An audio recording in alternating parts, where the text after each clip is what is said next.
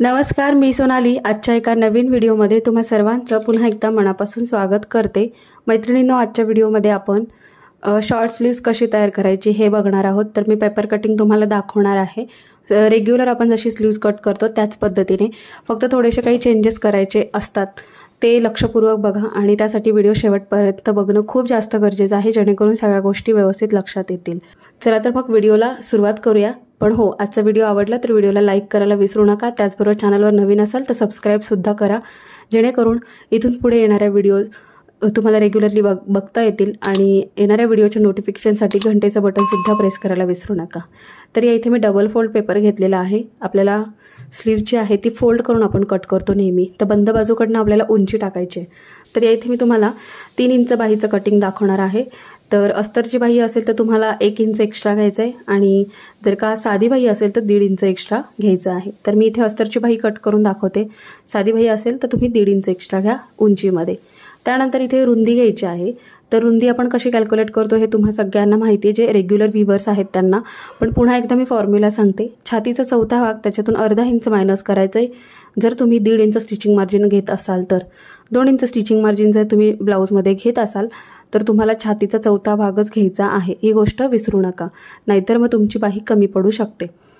आता मी काय इथे केलं, उंची आणि रुंदीमध्ये बॉक्स तयार करून घेतला. ठीक आहे, उंची जी आहे बाहीच्या उंचीमध्ये 1 इंच ॲड केलं, आणि मी इथे 1.5 इंच स्टिचिंग मार्जिन घेते, त्यामुळे मी बाहीचा चौथ्या भागातून अर्धा इंच मायनस केलं.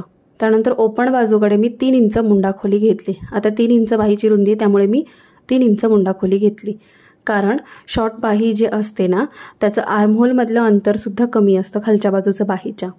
ठीक आहे, तर त्यांना जे नको असेल अशा पद्धतीचं, तर मी त्याच्यासाठी एक सेपरेट व्हिडिओ शेअर करेल. पण आजचा व्हिडिओ पूर्ण बघून घ्या.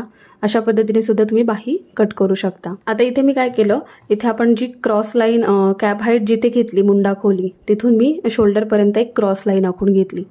ठीक आहे, त्यानंतर मी काय केलं, त्याचा मध्य काढून घेतला. नेहमी अशी जशी आपण स्लीव्स कट करतो त्याच पद्धतीने. ठीक आहे, त्यानंतर मी 1.5 इंच मार्जिन घेते. तर मी ओपन बाजूकडनं 1.5 इंचावरती मार्किंग केलं आणि 1.5 इंच खाली घेतलं क्रॉस लाईनच्या. ठीक आहे, त्यानंतर जो मध्य काढलेला आहे त्या मध्याला आपण अशा पद्धतीने मार्किंग करायचं आहे आपल्याला, की ज्याच्या दोन्हीतलं अंतर 1.5 इंच यायला हवं आहे. 1.5 इंच म्हणजे बघा 1 इंचाला 2 रेषा कमी. आणि आपण नेहमी रेग्युलर बाहीसाठी 1 इंच घेतो आपण शोल्डरला, तर इथे 2 इंच घ्यायचं, 3 इंचाची बाही असेल तेव्हा. आणि त्यानंतर आपल्याला हा शेप पूर्णपणे देऊन घ्यायचा आहे पुढच्या आणि मागच्या मुंड्याचा. तर आता हे असं का केलं, तर शॉर्ट बाही असते ना, ही काय होतं माहिती आहे का, जेव्हा आपण 1 इंच हे करतो, 1 इंच तिथे अंतर घेतो शोल्डरपासून, तेव्हा ही बाही उचलली जाते. पण ही मोठ्या बाह्यांमध्ये छान दिसतं, पण छोटी बाही उचलली गेली तर ती अजूनच शॉर्ट होते. तर ती होऊ नये यासाठी आपण अशी ट्रिक फॉलो करतो. त्यानंतर जो काही तुमचा दंडघेर असेल तो तुम्हाला इथे टाकायचा आहे. पुढे स्टिचिंग मार्जिन ॲड करायचं आहे, आणि या पद्धतीने बाही आपली ड्राफ्टिंग पूर्णपणे तयार झालेलं आहे. त्यानंतर तुम्ही कट करून घेऊ शकता अशा पद्धतीने. ठीक आहे, आता मी तुम्हाला 2 इंच बाहीचं कटिंग दाखवते. लगेचच इथे ड्राफ्टिंग करून घेते, आणि शेवटी ही बाही मी कट करून दाखवेल तुम्हाला. त्याचा शेप खूप छान दिसतो आणि फिटिंगला सुद्धा खूप छान बसतो. तर आता उंची 2 इंच आहे, त्यामध्ये मी 1 इंच स्टिचिंग मार्जिन ॲड करते. तुमची विदाऊट अस्तर असेल तर तुम्ही 1.5 इंच ॲड करा. याचा बॉक्स तयार करून घेते, आणि रुंदी जेवढी असेल तेवढी टाकायची फॉर्म्युला मी तुम्हाला सांगितलेला आहे. आता इथे मी तुम्हाला 32 मापाची बाही कट करून दाखवते, अर्धा इंच मायनस करून. ठीक आहे, बॉक्स तयार करून घेतला. आता 2 इंच बाहीमध्ये काय चेंजेस करायचे हे सुद्धा नक्की बघा तुम्ही. आता मी इथे काय केलं, इथे सुद्धा मी 2 इंचाची बाही आहे, तर मी इथे 2.5 इंच किंवा 2 इंच तुम्ही घेऊ शकता. तुम्हाला जेवढं हवं आहे तेवढं तुम्ही घेऊ शकता. 2.5, 2, 1.5 इंचसुद्धा घेऊ शकता.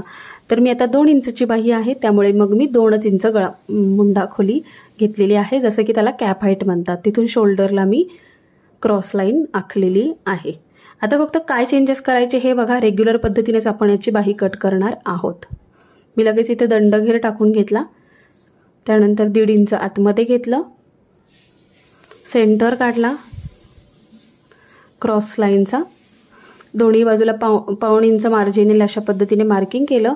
आणि आता इथे लक्षात घ्या, शोल्डरच्या बाजूला 2.5 इंचावर मी मार्क केले. लक्षपूर्वक बघा, 2 इंच बाहीला मी 2.5 इंचावर मार्क करून हा आकार देते, जेणेकरून ही 2 इंचाची बाही आपली बिलकुल उचलली जाणार नाही. मागच्या मुंड्याचा आकार 2.5 इंचावर द्यायचा, आणि पुढच्या मुंड्याचा आकार आपल्याला इथे 2 इंचावर द्यायचा आहे, 2 इंच बाहीला.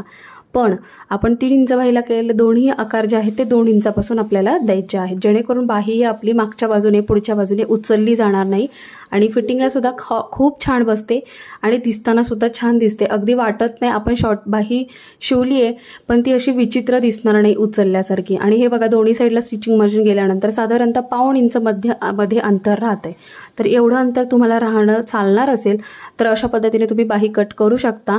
किंवा अजून एक ट्रिक आहे, जेणेकरून मधलं अंतर जे आहे आर्महोलच्या इथलं बाहीचं अंतर काही जणांना जास्त हवं असतं, तर त्याचा व्हिडिओ मी सेपरेट तुमच्याशी लवकरच शेअर करेल आणि त्याचं स्टिचिंगसुद्धा दाखवेल, कारण त्याचं स्टिचिंग दाखवणं खूप जास्त इम्पॉर्टंट आहे, त्याशिवाय तुम्हाला ती बाही समजणार नाही आहे. तर त्यासाठी मी त्याचा एक सेपरेट व्हिडिओ तुमच्याशी शेअर करेल. आता ह्या दोन्ही बाही मी कट करून घेते. शेप तुमच्या लक्षात येईल कट केल्यानंतर की किती सुंदर शेप येतो आणि ही बाही फिटिंगला सुद्धा खूप छान बसते. तर हा होता शॉर्ट बाहीचा तुम्हाला व्हिडिओ दाखवण्याचा मी प्रयत्न केला माझ्या पद्धतीने. कसा वाटला हा व्हिडिओ नक्की कमेंट करून सांगा. काही प्रश्न असतील तर ते सुद्धा विचारा आणि आजचा व्हिडिओ आवडला असेल तर प्लीज व्हिडिओला लाईक करा. त्याचबरोबर चॅनलवर नवीन असेल तर सबस्क्राईब करा. चला पुन्हा लवकरच भेटू अशाच एखाद्या नवीन इंटरेस्टिंग व्हिडिओसोबत. आजचा व्हिडिओ तुम्ही शेवटपर्यंत बघितल्याबद्दल तुम्हा सर्वांचे मनापासून आभार.